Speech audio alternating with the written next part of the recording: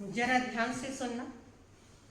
अगर कभी आपको लगे कि आप जीवन में अकेले हो, आपके साथ अन्याय हुआ है, आपकी अच्छाई को लोगों ने समझा नहीं है, तो उस समय माता सीता को याद करना। माता सीता ने अपने जीवन में दुखों को सहा ही नहीं, बल्कि उन्होंने अपने दुखों को भी पवित्र कर दिया। आज सीता नवमी का पावन पवित्र दिवस है। ये केवल जन्म का उत्सव ही नहीं है, बल्कि ये उस शक्ति का उत्सव है जिसने बिना शोर किए संसार को झुका दिया। माता सीता का नाम लेते ही हमारे मन में त्याग, करुणा, पवित्रता का सागर उमड़ जाता है। क्या कभी आपने अपने से सवाल किया है कि माता सीता के जीवन से मैंने क्या सीखा है? क्या हम लोगों ने माता सीता के जीवन को गहराई से समझा है? माता सीता का जन्म मिथिला में राजा जनक के घर होता है। ऐसी पुत्री के रूप में जन्म लेती है कि राजा जनक का सिर गौरव से ऊंचा कर दिया। राजा जनक को वो गौरव मिलता है उस पुत्री से कि बड़े बड़े पुत्र भी आज तक नहीं दिला सके हैं। राजा जनक का नाम अमर हो जाता है। जानकी कहा जाता है। राजा जनक के जो उपनाम है विदेह, उसके नाम से उनको विदेही कहा जाता है।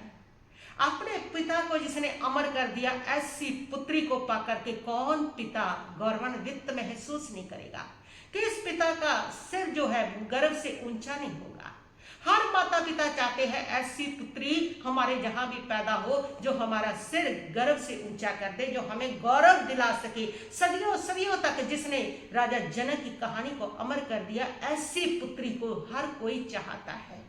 लेकिन ऐसी पुत्री को वही प्राप्त कर सकते हैं जो राजा जनक बनते हैं। राजा जनक विदेही थे, देह में रह करके भी देहातीत से थे, अनासक्त थे, ज्ञानी थे, जोगी थे, घर में रह करके गृहस्थी होकर के भी महात्मा थे। ऐसे राजा जनक थे।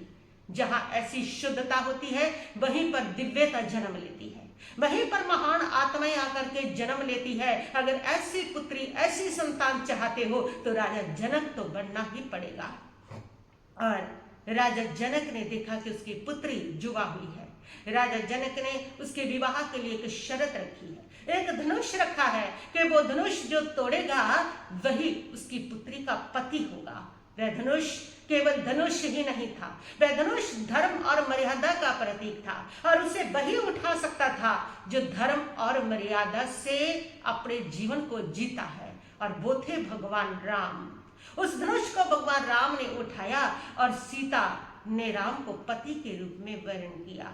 सीता का राम से विवाह हुआ। जब सच्चा प्यार वही होता है, सच्चा प्यार हमेशा सुख में साथ नहीं ढूंढता, सच्चा प्यार वो होता है जो दुख को भी अवसर बना देता है।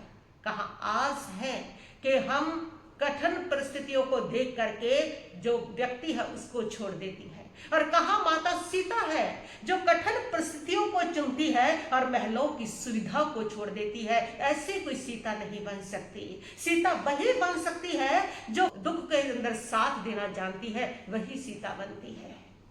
जो कठिन परिस्थितियों में भी अपने प्रिय को अकेला नहीं छोड़ती है, जो उसके दुख को भी सुख में बनाने का प्रयास करती है, वही सीता बनती है। और फिर जंगल में जाते हैं, सीता का अपहरण होता है। रावण उसको उठा करके ले गया, अशोक वाटिका में उसको रख दिया। वहां पर वो बिल्कुल अकेली है, कोई अपना नहीं है, कोई सहारा नहीं है, लेकिन उसने हार नहीं मानी और रावण ने उसको प्रलोभन दिए, और रावण ने उसको डराया धमकाया, लेकिन वो बिल्कुल भी झुकी नहीं। ना भय के आगे झुकी और ना ही रावण के प्रलोभनों के आगे झुकी। याद रखो, जिसका चरित्र मजबूत होता है, कोई भी परिस्थिति उसे हरा नहीं सकती, उसे भयभीत नहीं कर सकती, कोई भी लालच उसकी आत्मा को डिगा नहीं सकता, जिसका चरित्र मजबूत होता है। और फिर राम आते हैं, लंका विजय होती है, सीता राम के साथ आती है और सीता के चरित्र पर प्रश्न उठते हैं। सीता के पावन दामन के ऊपर लोग इल्जाम लगाते हैं और सीता की अग्नि परीक्षा होती है, और सीता उस अग्नि परीक्षा को देती है। और उस अग्नि परीक्षा में सीता कुंदन की तरह से निखर करके बाहर आती है और सारे देवी देवता, सारा दुनिया, सारे लोग उनके दंतों तले उंगली दबा लेते हैं। सीता का इतना पावन चरित्र था, याद रखो, जिसने जिंदगी भर मर्यादा निभाई होती है, जिसने जिंदगी भर सत्य की पालना की होती है, उसको दुनिया के किसी प्रमाण की आवश्यकता नहीं होती। पूरा ब्रह्मांड, पूरा जीवन उसका स्वयं सब कुछ प्रमाणित कर दिया करता है। इसलिए सीता का चरित्र हमें ये प्रेरणा देता है, जीवन में केवल सहनशील ही नहीं, शक्तिवान बनो, शक्तिवान बनो। माता सीता कमजोर नहीं थी, सबसे ज्यादा शक्तिशाली थी। चरित्रवान बनो।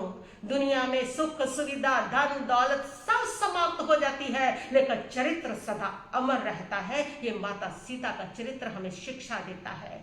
माता सीता का चरित्र हमें शिक्षा देता है कि धैर्यवान बनो। हर कठिन समय तुम्हारे धैर्य की परीक्षा होती है और हर कठिन समय धैर्य ही तुम्हारा सुखमय बनाता है, इसलिए धैर्यवान बनो। माता सीता का चरित्र हमें कहता है कि कैसी भी परिस्थितियां हो, अपने धर्म से समझौता मत करो, अपने धर्म से मत डिगो। कैसी भी कठिन परिस्थितियां हो, अपने मूल्यों को कभी मत बेचो। कहते हैं एक बार एक औरत ने भगवान से प्रार्थना की कि प्रभु तुमने मुझे इतना दुख क्यों दिया है।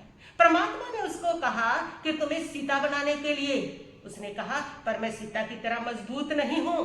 भगवान ने उसको कहा सीता भी पहले सामान्य लड़की थी, लेकिन परिस्थितियों ने उसे महान बना दिया।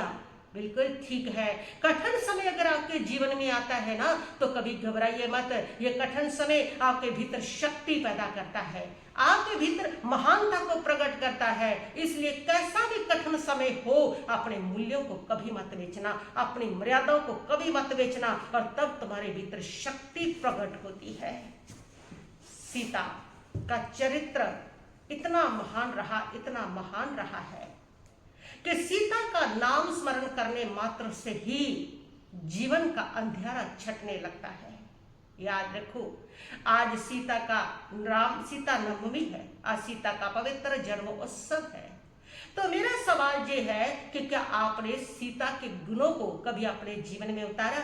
अगर नहीं तो आज से शुरू कीजिए, आज से माता सीता के जीवन को ग्रहण कीजिए। सीता का जीवन सिर्फ सीता की कहानी नहीं है, बल्कि सीता का जीवन जीने का तरीका है कि कैसी परिस्थितियों में भी कोई भी परिस्थिति हमें डिगा नहीं सकती अगर हम अपनी मर्यादा, अपने चरित्र पर खड़े हैं। अगर हमारा चरित्र मजबूत है तो दुनिया हमें प्रमाणित कर नहीं पाती, तब प्रमाणित हमारा चरित्र करता है, जिसके आगे दुनिया झुक जाती है।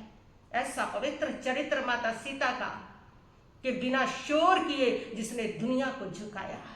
लोग चीखते हैं, शोर करते हैं, फिर भी दुनिया को झुका नहीं पाते, और माता सीता की सहनशीलता ने, उसके पवित्र चरित्र ने, उसकी मर्यादा ने, उसके सत्य ने बिना कोई शोर किए भी सारी दुनिया को झुका दिया।